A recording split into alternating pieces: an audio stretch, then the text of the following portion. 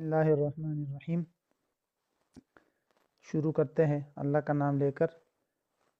آج ہماری فقہ الحلال کی دوسرے ہفتے کی آخری کلاس ہے اور کلاس نمبر ہے 7۔ آج کی کلاس میں جو ہماری پہلے سے بحث چلی آ رہی تھی اس کو دیکھتے ہیں۔ تو اس سلسلے میں آگے شروع کرنے سے پہلے انہوں نے ایک سوال کیا ہے کہ کتاب جو میں نے بھیجی ہے اس میں 5 اسباب ہے اور آپ نے 7 کیوں ذکر کیے ہیں؟ تو یہ کوئی ضروری تو نہیں ہے، یہ جو کتاب میں نے آپ کو ذکر کی ہے وہ کوئی قرآن تو نہیں ہے کہ وہ لفظ بلفظ ہی میں آپ کو وہی پڑھاؤں۔ دیگر کتابوں کے اندر زیادہ اسباب بھی موجود ہے اور میں آپ کو صرف وہی ایک کتاب نہیں پڑھا رہا کہ اسی کو آپ مد نظر رکھے۔ تو کچھ چیزوں کا میں اضافہ کروں گا جو اس کتاب میں نہیں ہوگی، کچھ چیزیں ایسی ہوں گی جو میں اس کتاب میں ہوگی میں نہیں بتاؤں گا۔ تو اس کو سائڈ پہ رکھیے سوال کو۔ تو آج ہم جو ہے نجاست کا جو سبب ہم پڑھ رہے تھے اس میں پوائنٹ نمبر 4 اور 5 رہتے ہیں، پھر اس کے بعد ہم اگلے والے سبب یا ریزن کی طرف جائیں گے جو کہ سکر یا نشہ ہے اور بہت اہم ہے وہ۔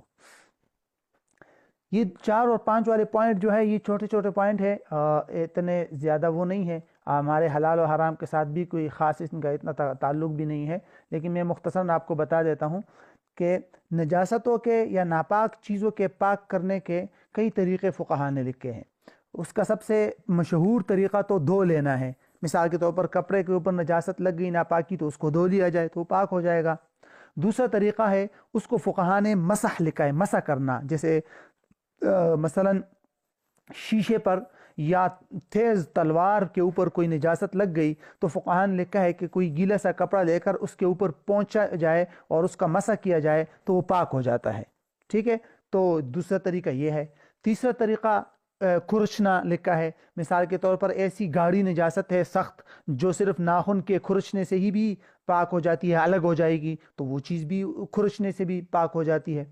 اسی طریقے سے چوتھا طریقہ جو ہے اس کو ملنا اور رگڑنا لکھا ہے، جیسے مثال کے طور پر جوتے کے اوپر کوئی ایسی ناپاکی لگ گئی کہ جو گاڑی تھی اور سخت ہے اور زمین پر اگر آپ جوتا رگڑ لے تو وہ الگ ہو جاتی ہے تو اس سے بھی وہ پاک ہو جاتا ہے، ٹھیک۔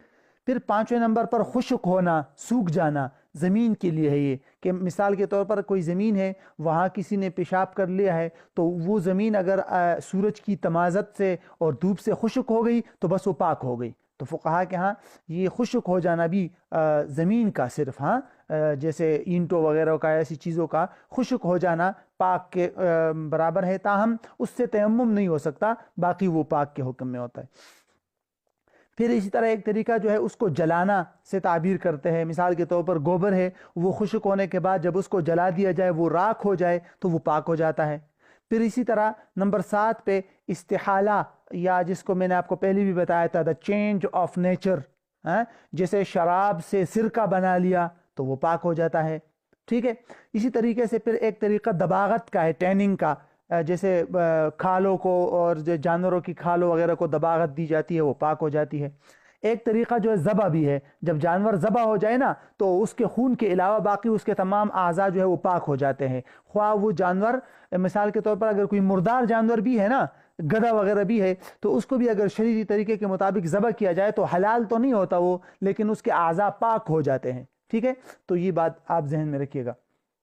اسی طرح جو ہے ایک طریقہ اور بھی کئی طریقے ہیں، کھودنا، اسی طرح پانی نکالنا، جیسے کہ کنووں کے اندر ہوتا ہے پانی نکال دینا، الگ کر دینا، اس کو بھی ذکر کیا ہے۔ مثال کے طور پر کچھ گندم ہے اس میں ناپاک گندم مل گئی، معلوم نہیں ہے کہ پاک کون سی ہے ناپاک کون سی ہے، تو علماء نے لکھا ہے کہ کوئی بھی اس میں سے مقدار ناپاک کی مقدار الگ کر دو تو باقی پاک ہو جائے گی۔ بہرحال اس کو بھی ایک طریقہ لکھا ہے۔ تو یہ چند طریقے تھے جو مختصر میں نے عرض کر دیے، بہرحال اس کا نجاست کے ساتھ تعلق تھا۔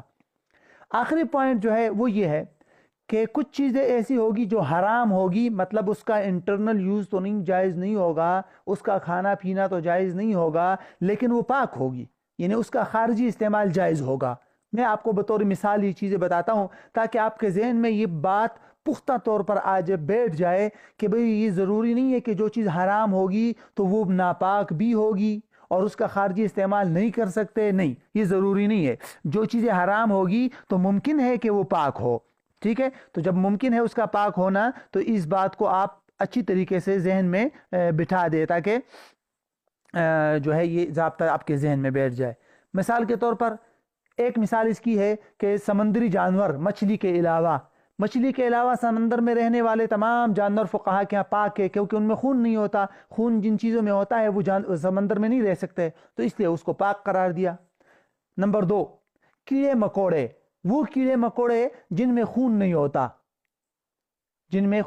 نہیں ہوتا یا اتنے چھوٹے جانور جن میں بہنے والا خون نہ ہو، اتنے چھوٹے جانور جن میں بہنے والا خون نہ ہو، تو ان جانوروں کو بھی فقہا نے پاک لکھا ہے، ٹھیک ہے؟ لائک جو ہے مچھر ہو گئے، چھوٹے مچھر جس میں بہنے والا خون نہ ہو، یا اس طرح اور بھی جو بھی بالکل باریک چھوٹے موٹے کیڑے مکوڑے جن میں خون نہ ہو بہنے والا، تو اس کو بھی پاک قرار دیا ہے، ٹھیک ہے؟ اسی طرح وہ جانور جس کو یعنی شرعی طریقے کے مطابق ذبح کیا جائے، اب اس کا اور وہ ہو مردار، مطلب اس کا کھانا شریعت میں جائز نہ ہو، تو جیسے میں نے آپ کو ابھی بتا دیا، جب اس کو ذبح کیا جاتا ہے تو وہ حلال تو نہیں ہوتا لیکن پاک ہو جاتا ہے کہ نہیں؟ اسی طرح کسی مردار جانور کے جو بال یا خشک ہڈی ہو گئی، میں نے آپ کو پہلے بھی بتایا تھا، وہ بھی پاک ہوتے ہیں تقریباً، یا اس کی جو کھال ہے اس کو دباغت دی جائے تو وہ حلال تو نہیں ہوگی مردار کی کھال، لیکن پاک ہو جاتی ہے کہ نہیں؟ تو اسی طرح فقہا نے سانپ اور چھپکلی کے لیے بھی یہ بات ذکر کی ہے کہ وہ حلال تو نہیں ہے لیکن اس کو بعض فقہا نے پاک قرار دیا ہے، ٹھیک ہے؟ اسی طرح یہ بات بھی ذہن میں رکھے، جو حلال پرندے ہیں اڑنے والے، وہ پرندے جن کے اندر 2 شرائط ہو، ایک تو وہ حلال ہو، اور دوسرا یہ کہ وہ اڑتے ہوئے پیشاب کرتے ہو، بیٹ کرتے ہو، تو ان کے بیٹ کو فقہا نے پاک قرار دیا، اگر وہ جسم کے اوپر لگ بھی ہو تو آپ نماز پڑھ سکتے ہیں اس کے ساتھ، ٹھیک ہے؟ اسی طرح وہ جامد اور سالڈ اور خشک نشہ آور چیزیں جن کو انسان استعمال تو نہیں کر سکتے، وہ ناجائز ہوتا ہے، افیون وغیرہ کی طرح، چرس ہو گیا یا اس طرح، لیکن وہ پاک ہے، وہ اگر جیب میں رکھ کر کوئی نماز پڑھتا ہے تو پاک۔ یہ دیکھو کئی مثالیں آ گئی، اگر آپ ایسے سوچیں گے تو آپ کو کئی فقہ کے اندر یا مطالعہ کریں گے تو کئی مثالیں آپ کے سامنے آ سکتی ہے۔ اب ہم آتے ہیں اپنے اصل موضوع کی طرف، جو کہ ہے ابھی 5واں ریزن، اور وہ 5واں ریزن ہے ہمارے پاس نشہ، ٹھیک ہے؟ نشے کو دیکھتے ہیں۔ اب اس نشے سے متعلق جتنی بھی تفصیلات ہے اس کو میں نے تقریباً یہ 7 پوائنٹ میں جمع کیا ہے، اور امید ہے کہ جی بالکل نسوار بھی پاک ہے، لوگ منہ میں رکھتے ہیں، آپ جیب میں نہیں رکھ سکتے۔ اچھا، تو ابھی جو ہے ہم ذرا نشے کی بحث دیکھتے ہیں، یہ اہم پوائنٹ ہے، ان کو میں نے تقریباً 7 پوائنٹ میں جمع کیا ہے، اور اس میں کچھ علمی باتیں بھی ہے لیکن اس کو ذرا ہضم کیجئے گا، اور کوشش میں کروں گا کہ آسان سے آسان الفاظ میں آپ کو سمجھانے کی کوشش کروں تاکہ وہ علمی باتیں بھی آ جائے، اور جن کو مطلب زیادہ مطالعہ نہیں ہے، عربی وغیرہ نہیں آتی، ان کو بھی سمجھ آ جائے۔ تو 7 پوائنٹ ہے، ہر ایک کو ہم آگے دیکھیں گے، اب دیکھتے جائیے ایک ایک کر کے۔ سب سے پہلے تو ہم دیکھتے ہیں کہ نشہ کہتے کس چیز کو ہے اور اس بارے میں فقہا کی کیا آراء ہے، ٹھیک ہے؟ اس بات کی طرف آنے سے پہلے، نمبر 1 پوائنٹ کی طرف آنے سے پہلے میں آپ کو ایک تعارفی بات، تمہیدی بات بتانا چاہتا ہوں۔ یہ بات ذہن میں رکھیے گا کہ عربی میں نشے کے لیے لفظ استعمال ہوتا ہے سکر یا اسکار، ٹھیک ہے؟ اور یہ باقاعدہ قرآن و حدیث سے معلوم ہوتا ہے کہ بھئی جس چیز میں نشہ ہو اس کا پینا یا اس کا استعمال کرنا جائز نہیں ہے۔ ایک حدیث میں سرور دو عالم صلی اللہ علیہ وسلم کے ارشاد ہے کہ کل مسکر حرام، ہر نشہ آور چیز حرام ہے۔ یہ باقاعدہ ایک اصول ہے، اس کو فقہا نے اصول کے طور پر ذکر کیا ہے، اور اس سے معلوم ہوتا ہے کہ جس چیز میں نشہ ہو وہ ناپاک، یعنی نہیں وہ حرام ہے۔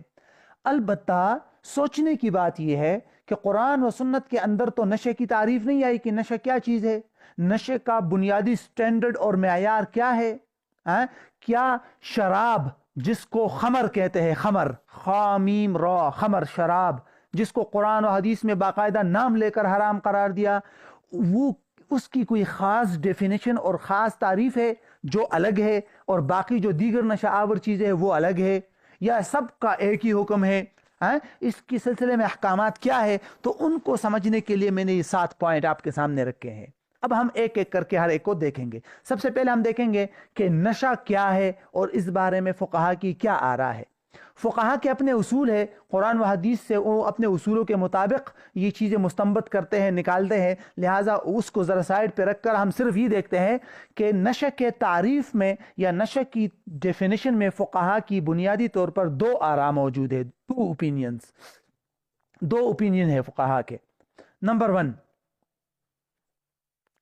امام ابو حنیفہ رحمۃ اللہ علیہ کی رائے یہ ہے کہ نشے کا مطلب ہے کہ کسی چیز کے استعمال سے انسان کی عقل اتنی متاثر ہو جائے کہ انسان مرد اور عورت کے درمیان اور آسمان اور زمین کے درمیان فرق ہی نہ کر سکے، لائک مجنون، پاگل۔ ٹھیک ہے، یہ بات امام ابو حنیفہ رحمۃ اللہ علیہ سے منقول ہے نشے کی تعریف میں، کہ نشہ ہم صرف اسی کو کہیں گے کہ کسی آدمی نے کوئی چیز کھائی یا پی اور اس کی وجہ سے اس کی عقل اتنی متاثر ہو گئی کہ وہ زمین و آسمان کا فرق ہی بھول گیا، عورت اور مرد کا فرق ہی بھول گیا، اور مطلب بالکل پاگل کی طرح ہو گیا، اس کو ہم کہیں گے نشہ۔ اچھا جی، اب آ جائیے دوسری بات کی طرف، دوسرا اوپینین جو ہے وہ امام ابو یوسف، امام محمد اور دیگر تقریباً تمام فقہا کی رائے ہے۔ ان کا اوپینین یہ ہے، اور اسی اوپینین کو اکثر فقہا نے اختیار کیا ہے، چوز کیا ہے اور لیا ہے، وہ یہ کہ نشے کا مطلب یہ ہے کہ کسی چیز کے استعمال کرنے سے انسان کی عقل اتنی متاثر ہو جائے کہ انسان بہکی باتیں کرنے لگے اور اچھے برے میں تمیز کرنا چھوڑ دے، بس اتنی بات کافی ہے۔ اتنا اوپر جانا ضروری نہیں ہے کہ زمین و آسمان میں فرق نہ کر سکے، مرد اور عورت میں فرق نہ کر سکے، بلکہ ذرا نیچے آ جائے تو کیا تعریف ہوگی نشے کی، کہ انسان کے دماغ پر، انسان کی عقل اتنی متاثر ہو جائے کہ وہ بہکی باتیں کرنے لگے، اچھی بری چیزوں میں تمیز نہ کر سکے، بس اس کو کہتے ہیں نشہ۔ دو اوپینین ہے۔ اچھا جی، انہی دو اوپینین کے بارے میں آپ کو ایک نقطہ مزید بتاؤں گا، پھر ہم پوائنٹ نمبر 2 کی طرف جائیں گے۔ ٹھیک ہے، اس کے بارے میں ایک پوائنٹ تو آپ ذہن میں رکھیے گا کہ فقہا نے عمومی طور پر کسی چیز، جیسے کہ میں نے آپ کو ابھی بتایا کہ جس چیز سے انسان کو نشہ آئے گا وہ چیز حرام ہوگی، ہے نا؟ تو جب وہ چیز حرام ہوگی، اس کا پینا یا کھانا حرام ہوگا، تو اس بارے میں فقہا نے دوسرا اوپینین اختیار کیا ہے۔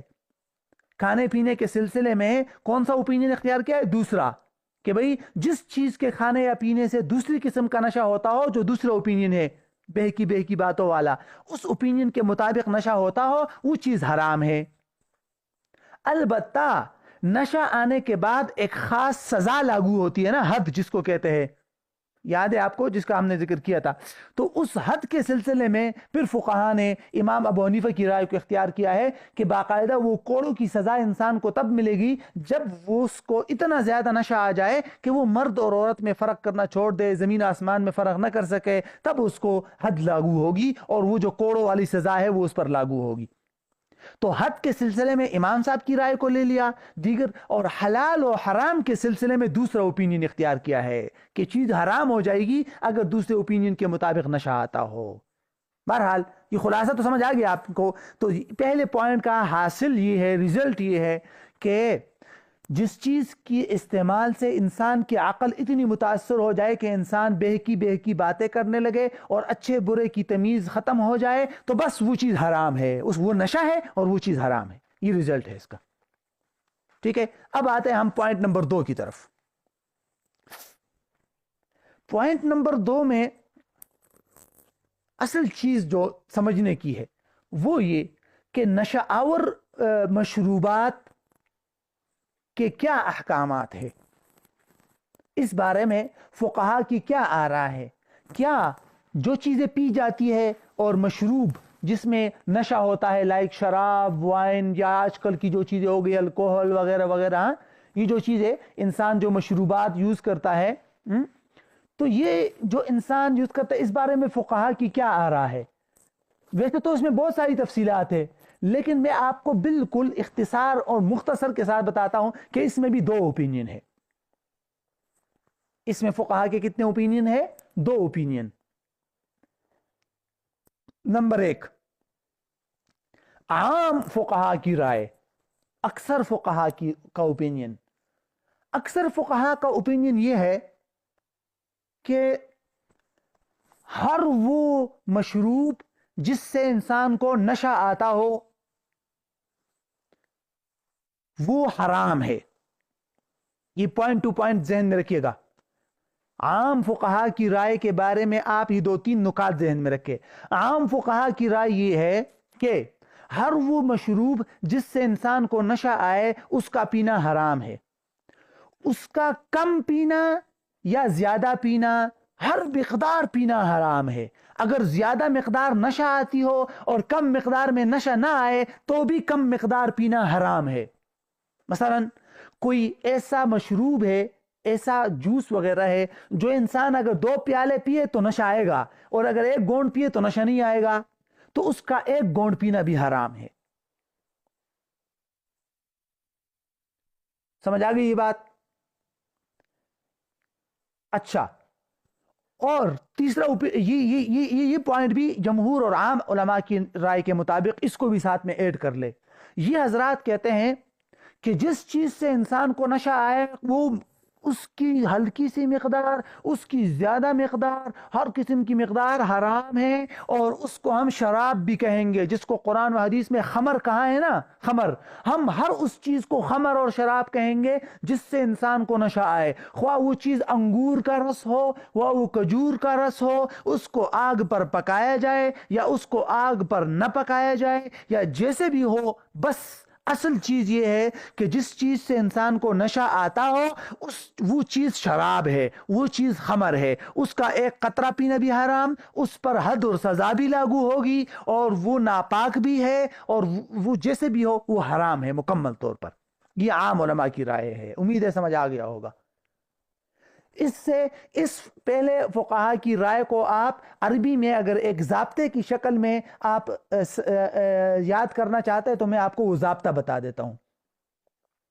وہ یہ ہے: ما اسکر کثیرہ فقلیلہ حرام. ایک ضابطہ یہ ذہن میں رکھیں آپ: ما اسکر کثیرہ فقلیلہ حرام، کہ بھئی جس چیز کی زیادہ مقدار انسان کو نشہ دلائے اس کی کم مقدار پینا بھی حرام. ایک ضابطہ یہ ذہن میں رکھے، یہ عام علماء کی رائے کے مطابق. دوسرا ضابطہ ذہن میں ایک اور رکھیے آپ: کل مسکر خمر. ہر نشہ آور چیز خمر اور شراب ہے. تو جب ہر نشہ آور چیز شراب ہے تو اس کا مطلب یہ ہوگا کہ انسان اس دنیا کی جس بھی نشہ آور چیز کو پیے گا تو اس پر شراب والا حکم لاگو ہوگا، اس پر کوڑے لگیں گے، وہ اس پر حد لگے گی، اور اس پر ہم کہیں گے کہ بھئی اس نے شراب پی لی لہذا گناہ کا بھی ارتکاب کر لیا اور اس نے ناپاک چیز بھی استعمال کر لی. یہ تمام جو احکامات شراب کے ہیں وہ اس پر بھی ہوں گے.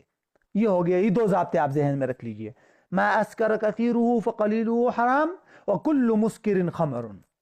اب ہم آتے ہیں دوسرے اوپینین کی طرف. یہ پہلا اوپینین تھا کس چیز کے بارے میں؟ مشروبات کے بارے میں. تو مشروبات اور پی جانے والی چیزوں کے بارے میں دوسرا اوپینین. دوسرا اوپینین امام ابو حنیفہ اور امام ابو یوسف رحمہ اللہ کا ہے.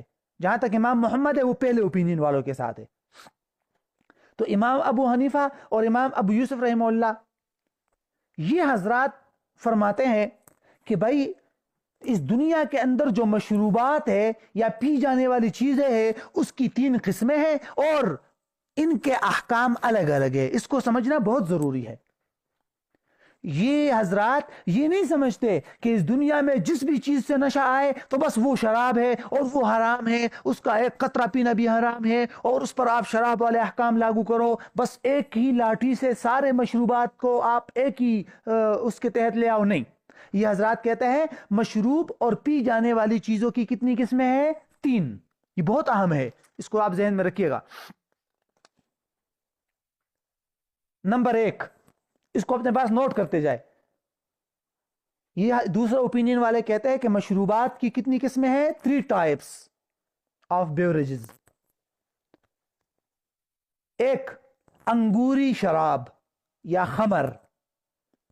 نمبر 1 خمر. خمر خا میم را، خمر. اس کو اردو میں آپ کہہ سکتے ہیں انگوری شراب، انگوری. पहली किस्म हो गई। नंबर 2 अशरिबा सलासा, अशरिबा सलासा। अशरिबा सलासा का मतलब है मजीद 3 किस्में या 3 शराब, 3 शराबे। ठीक है, तो नंबर 1 क्या हो गई? अंगूरी शराब। और नंबर 2 कौन सी हो गई? 3 शराबे, 3 शराबे। ठीक है, और नंबर 4 नहीं, नंबर 4 नहीं, तीसरी किस्म की तरफ अब आएंगे ना।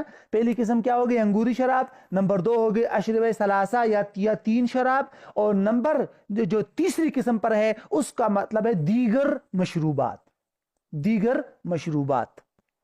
तो ये 3 किस्में हो गई। अब हम हर एक का मैं आपको अलग अलग बताता हूं। ये हजरात कहते हैं कि जो पहली टाइप है अंगूरी शराब, उसको खमर कहते हैं।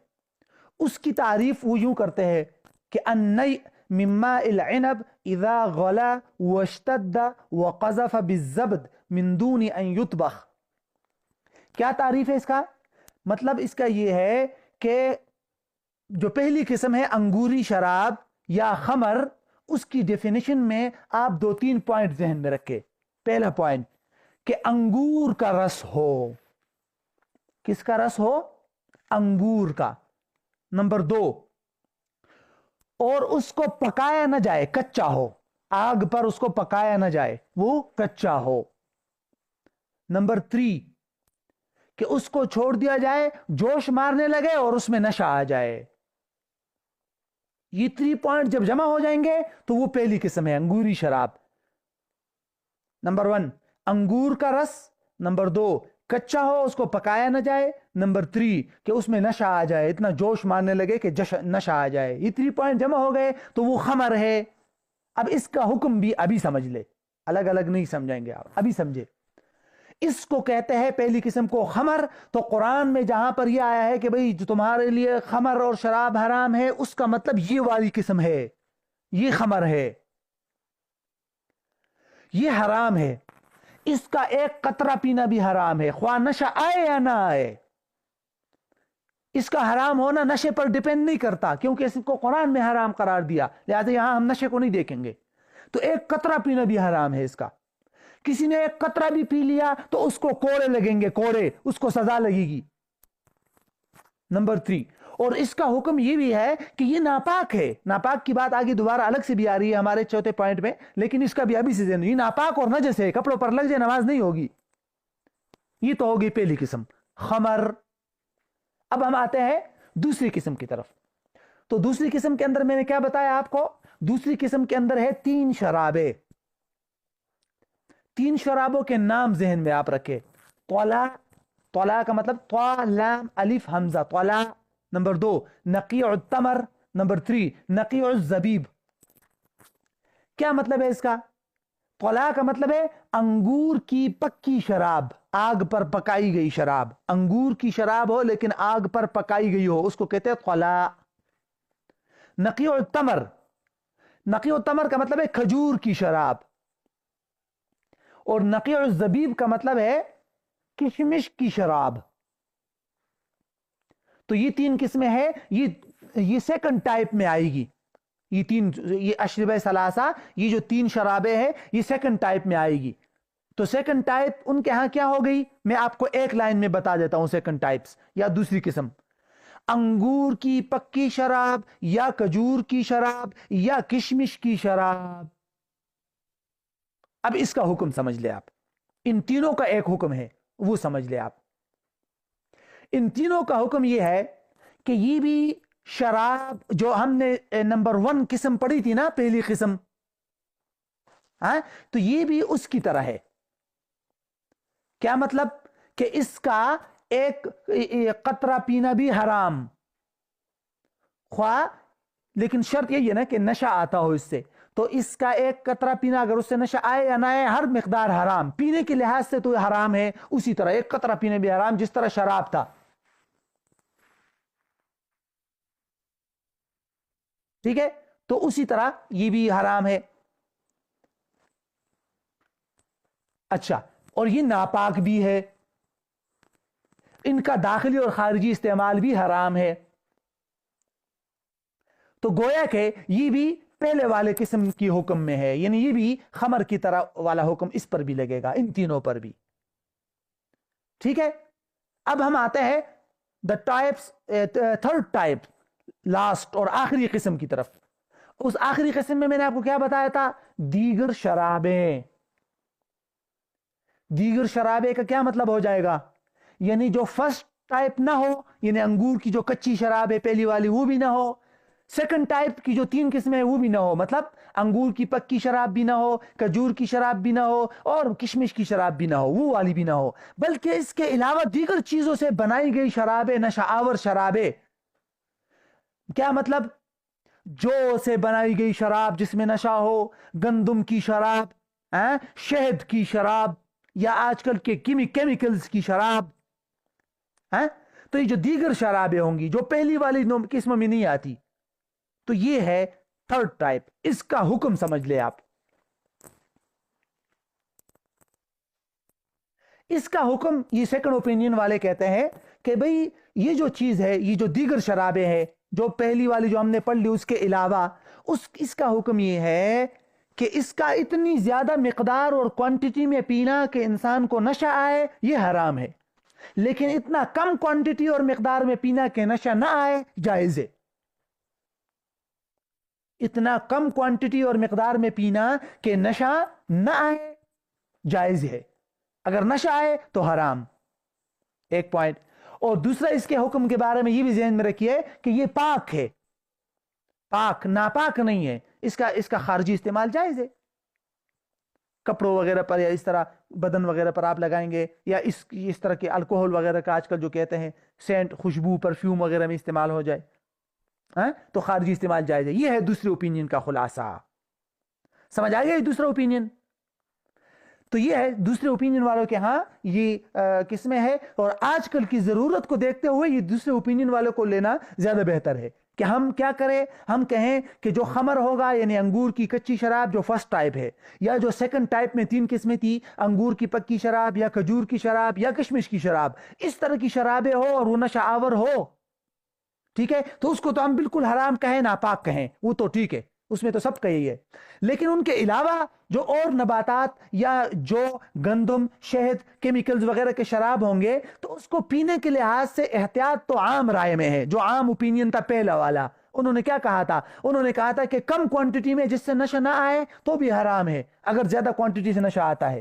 ٹھیک ہے. تو نشہ پینے کے سلسلے میں تو ان حضرات کی رائے کو لینا چاہیے کہ بھئی پینا تو حرام ہے، لیکن خارجی استعمال میں یہ دوسرا اوپینین لینا چاہیے، کیونکہ آج کل ایسے بہت سارے پرفیوم ہیں جن میں اس طرح کی نشاور چیزیں، الکوہل استعمال ہوتی ہے، تو دوسرا اوپینین لے سکتے ہیں ہم. الکوہل کی بات آگے پوائنٹ نمبر 4 میں دوبارہ آئے گی، وہ میں بتاؤں گا آپ کو.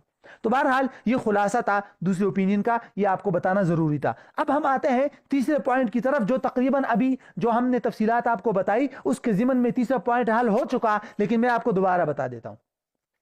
تیسرا پوائنٹ کیا ہے کہ بھئی جن چیزیں، جو مشروبات نشہ آور ہوں گی، اس کے حلال اور حرام ہونے کے بارے میں تو ہم نے 2 اوپینین پڑھ لیے کہ پہلا اوپینین ہر قسم کے نشہ آور کو حرام اور شراب سمجھتا ہے، اور دوسرا اوپینین اس کو 3 قسموں میں تقسیم کرتا ہے، اور تیسری قسم میں کچھ نہ کچھ اجازت بھی دیتا ہے، حلال و حرام اور پینے نہ پینے کے بارے میں. لیکن پاک اور ناپاک کے بارے میں کیا اصول ہے؟ پاک اور ناپاک کے بارے میں کیا اصول ہے؟ تو اس کے بارے میں بھی وہی 2 اوپینین ہے. کیسے؟ جو پہلا اوپینین ہے وہ کہتے ہیں کہ اس دنیا میں جس شراب سے بھی انسان کو نشہ آئے گا وہ ناپاک ہے، نجس ہے، ناپاک ہے، اس کا ایکسٹرنل یوز بھی نہیں کر سکتے آپ، پہلے اوپینین کے مطابق. ٹھیک ہے. اور جو دوسرا اوپینین ہے ان کے ہاں جو مشروبات یا نشہ آور چیزیں فرسٹ اینڈ سیکنڈ ٹائپ والی ہو، کیا مطلب؟ انگور کی کچی شراب ہو فرسٹ ٹائپ، یا سیکنڈ ٹائپ میں کیا تھا؟ انگور کی پکی شراب یا کھجور کی شراب یا کشمش کی شراب، وہ ہو تو وہ تو ناپاک ہے، نجس ہے، اس کا ایکسٹرنل یوز بھی نہیں کر سکتے. لیکن جو ان کے علاوہ نشہ آور چیزیں ہیں، نباتات سے، کیمیکل سے، آج کل پیٹرول سے بھی الکوہل وغیرہ بنتی ہے جو نشہ آور ہوتی ہے، تو ٹھیک ہے وہ نشہ آور تو ہے، لیکن وہ چونکہ فرسٹ اینڈ سیکنڈ ٹائپ میں سے نہیں ہے تو اس لیے وہ پاک ہے، اس کا ایکسٹرنل یوز کر سکتے ہیں. سمجھ آ گیا؟ اس سے آپ کو الکوہل کی طرف کچھ نہ کچھ رہنمائی مل گئی ہوگی. اب ہم آئیں گے الکوہل کی طرف. ٹھیک ہے. الکوہل کا تقریباً وہی حکم ہے جو پیچھے ہم نے نشہ-آور مشروبات کے بارے میں آپ کو بتا دیا، لیکن میں آپ کو الکوہل والی تفصیلات سمجھانے کے لیے اس کو نمبر 1 2 3 4 5 اس طرح کر کے ضابطوں میں بتاتا ہوں تاکہ یہ الکوہل والی بات صحیح سمجھ آ جائے. ٹھیک ہے، پوائنٹ نمبر 4 شروع ہو رہا ہے. پوائنٹ نمبر 4 کوشش کرتے ہیں یہ پوائنٹ نمبر 4 ختم ہو جائے تاکہ ہم پھر آگے جو ہے اگلے پوائنٹ نمبر 5 سے انشاءاللہ نئی بحث شروع ہو رہی ہے تو پھر آگے جا سکتے ہیں. اچھا جی، سب سے پہلے ہم الکوہل سے متعلق آپ یہ ضوابط یا رولز چھوٹے چھوٹے نکات کی شکل میں آپ کو بتاتا ہوں. پہلے 3 ضابطے جو ہے وہ پہلے تینوں ضابطے، ٹھیک ہے، پہلے 3 جو اصول ہے یا جو 3 ضابطے ہیں، یا ٹائم نہیں ہوگا اس کا، یہ مکمل نہیں کر سکیں گے ہم، 6 منٹ ہے، چلے دیکھتے ہیں. پہلے 3 ضابطے جو ہے وہ ہے انگور اور کھجور کا الکوہل. کس چیز کا الکوہل؟ ایسا الکوہل جو انگور سے بنایا گیا ہو، خواہ پکا ہو یا کچا پانی، یا کھجور سے بنایا گیا ہو. کیا مطلب ہوگا کہ جو سیکنڈ اوپینین تھا ان کے نزدیک جو فرسٹ اور سیکنڈ ٹائپ والے نشاور چیزیں تھی وہ الکوہل اگر ہو تو پہلے 3 ضابطے آپ اس کے بارے میں ذہن میں رکھیں. پہلا ضابطہ، انگور اور کھجور سے بننے والا الکوہل حرام ہے. اس کا داخلی استعمال غذائی مصنوعات وغیرہ میں اور کھانے پینے وغیرہ کے سلسلے میں حرام ہے، نہیں استعمال کر سکتے اس کو، انگور اور کھجور سے بننے والا. یہ پہلا ضابطہ آپ ذہن میں رکھیں. کھانے پینے کی چیزوں میں انگور یا کھجور کا بنایا گیا الکوہل استعمال کرنا مطلقاً بالکل حرام ہے. کسی کے نزدیک بھی اس کی اجازت نہیں ہے، نہ فرسٹ اوپینین کے مطابق نہ سیکنڈ اوپینین کے مطابق. سیکنڈ اوپینین والے بھی اس کو حرام کہتے ہیں کیونکہ انگور یا کھجور ہے فرسٹ سیکنڈ ٹائپ. لیکن اس کے ساتھ ابھی دوسرے ضابطے کی طرف جانے سے پہلے آپ یہ بات بھی ذہن میں رکھیں کہ آج کل عمومی طور پر جو پروڈکٹس ہوتی ہے ان میں انگور اور کھجور کا مصنوعات استعمال نہیں ہوتا، بہت کم استعمال ہوتا ہے، بہت مہنگا ہے، اور جب وہ استعمال ہوتا ہے تو اس کی خاص نشانیاں ہوتی ہے، مثلا ریڈ وائن، اس طرح کی علامات ہے خاص، تو اس لیے بہت کم یوز ہوتا ہے، تقریباً 99% نہیں ہوتا اس کا یوز. اچھا جی، ضابطہ نمبر 2، رول نمبر 2، انگور اور کھجور سے بننے والا الکوہل، وہی بتایا، جو انگور اور کھجور سے بننے والا الکوہل ناپاک بھی ہے، لہذا اس کا ایکسٹرنل یوز بھی جائز نہیں ہے، خارجی استعمال بھی جائز نہیں. لہذا پرفیوم میں یا کسی عطر کے اندر اگر انگور اور کھجور سے بننے والا الکوہل یوز ہوا ہو تو اس کا استعمال کرنا جائز نہیں ہے، کسی بھی اوپینین کے مطابق، کسی کے ہاں بھی جائز نہیں ہے. رول نمبر 3، ضابطہ نمبر 3 اسی انگور اور کھجور والے کا.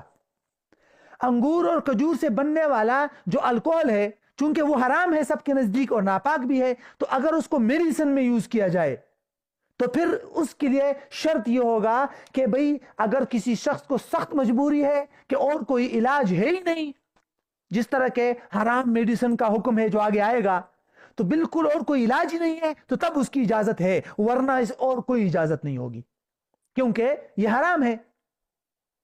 ہاں سخت مجبوری ہے اور کوئی علاج کا کوئی طریقہ ہی نہیں ہے اور میڈیسن کے اندر انگور یا کھجور کا الکوہل یوز ہوا ہے تو پھر سخت مجبوری میں کر سکتے ہیں آپ جان بچانے کے لیے. تو یہ 3 رول ہو گئے انگور اور کھجور والے کے.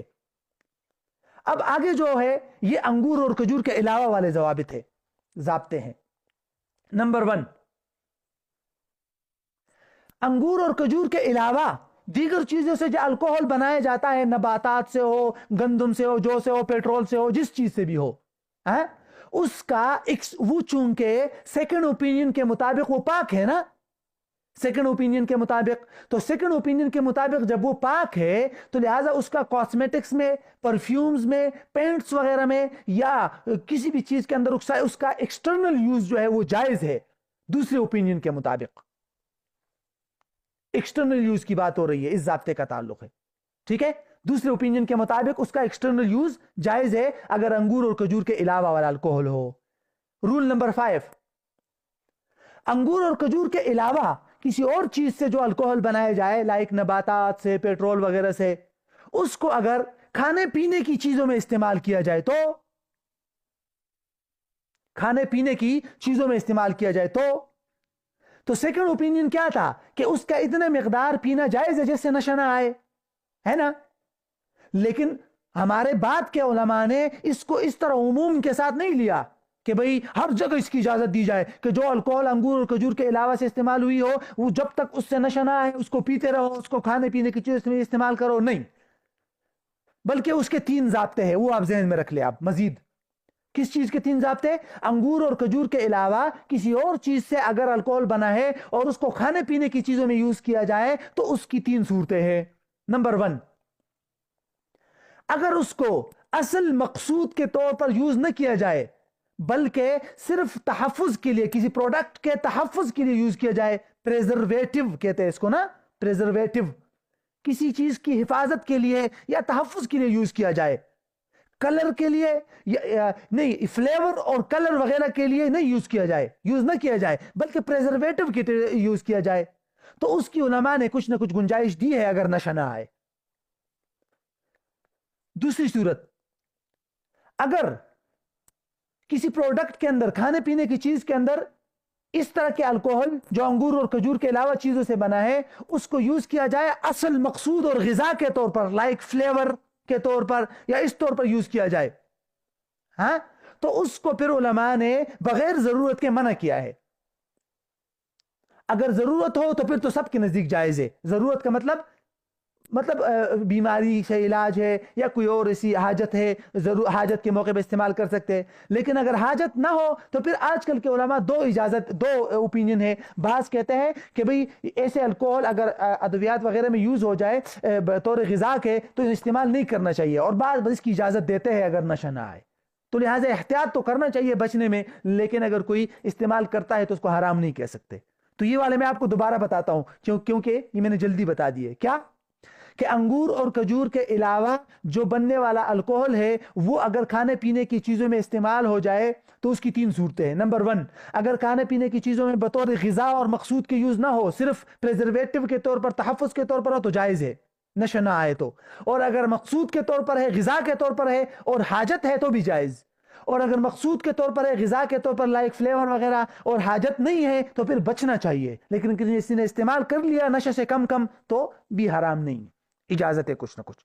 تو یہ ہمارے تقریباً 4 پوائنٹ مکمل ہو گئے، تو 5، 6 اور 7 رہتے ہیں۔ اس